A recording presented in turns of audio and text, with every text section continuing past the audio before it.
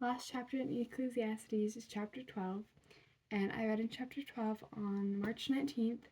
And there's only one verse that stuck out to me, and that was verse 2, which says, Before the sun and the light are darkened, and the moon and the stars and the clouds return after the rain.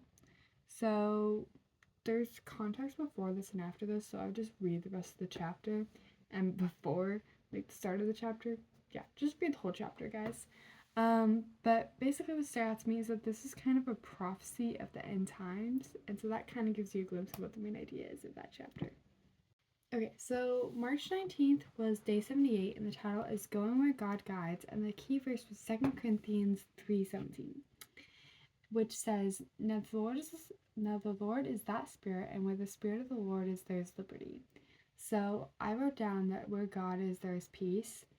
And then a lesson talks about how never forget that the most blessed lane you can live in is wherever the Holy Spirit flows.